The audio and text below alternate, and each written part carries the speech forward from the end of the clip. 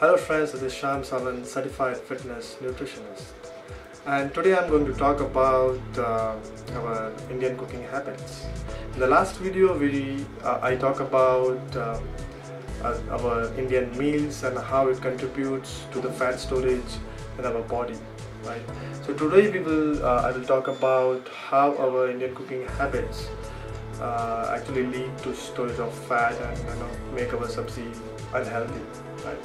So just to take an example, let's assume we are cooking a sabzi, a flour sabzi, matar paneer or palak paneer sabzi. Just to take an example, the first step that we will do is to actually take a pan and take some amount of oil. We don't measure the amount of oil that we use in our sabzi. That is the first mistake that we do, right? Now if we try and replace the utensils, our old utensils with a non-stick pan, we actually don't need any oil for cooking our sabzi. And if we actually do need to use oil, we actually should try and make use of olive oil, extra light olive oil, which can be used for cooking. So the changes I spoke about is to stop making use of oil. We don't require any amount of oil for cooking sabzi if we have a non-stick pan. And if we want to make use of oil, make use of olive oil, extra light olive oil. Now the next change is most of the Indians cook their food on a high flame. Now when we cook our food on a high flame, right, if we are making use of oil, the oil actually gets burned, right? We are burning the oil. That is actually bad, because we are increasing the amount of bad fats in the oil by doing that. Plus, if you are cooking our sabzi on a high flame, we are actually destroying the nutrients that our sabzi, the ingredients that we are using in our sabzi has, right? So we want to preserve each and every nutrient that is present in our food. So the next change is or will be to cook our food, always cook our food on low flame. The next thing would be to make use of raw vegetables as much as possible, and don't cook those vegetables much, right? Now traditionally, after taking oil, we put those chopped onions and tomatoes and fry them.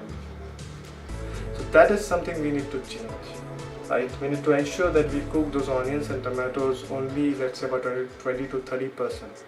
So what we can do is, once our sabzi is almost 70 to 80% ready, that is the right time to mix those chopped onions and tomatoes in our sabzi. That will help in preserving the nutrients that is there in tomatoes and in onions. So we actually cook the tomato and onions only 20%. So that is something we can try and do. Last but not the least, the amount of salt that we use in our sabzi is too high. As per American Health Organization, our daily limit for a normal person would be around 2000 milligrams of salt. But for a person, let's say, who has some medical condition, let's say diabetes or something else, right, any lifestyle disease, or who is above the age of 50, you should actually try and limit his salt consumption, and then for him the limit would be around 1500 milligrams per day. Now just for a reference, and just to elaborate more on this, actually 1 teaspoon of salt, which is around 6 grams, would have around 2000 milligrams of salt. So here we can see 1 teaspoon salt when we consume, it's actually crossing the amount of sodium or salt that we should, right? Because sodium is also known as salt is also known as sodium chloride, and 6 grams of salt would have around 2000 milligrams of sodium, right? So we want to limit that to 1500 milligrams per day. Now we all know India is struggling with the lifestyle disease, and the high amount of salt in our food actually leads to high blood pressure. Now, high blood pressure is a condition in which the blood pressure is elevated, and that puts more pressure on your heart, because your heart has to work harder. Your heart has to work harder to supply blood throughout your body, to push that blood throughout your body, which actually puts strain on your blood vessels, your arteries, and your other organs. So high intake of salt does not only lead to high blood pressure, but it has also many other. It is also related. It also leads to many other diseases. So definitely we should make use of less amount of salt in our diet.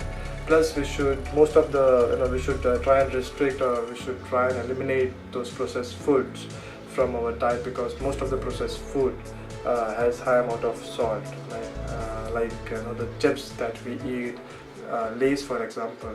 Now, there are different versions of Lays, there are different versions of chips, but definitely we should whenever we purchase those processed foods, we should always try and read the label.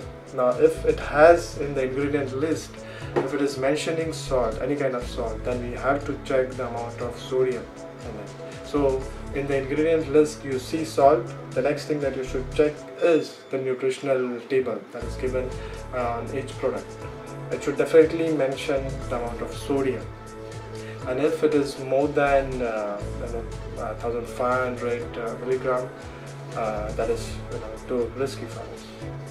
So try and reduce the amount of salt and make these changes that I have suggested, and that will ensure that the sabji that we eat, we are actually getting and we are actually preserving the nutrients in that.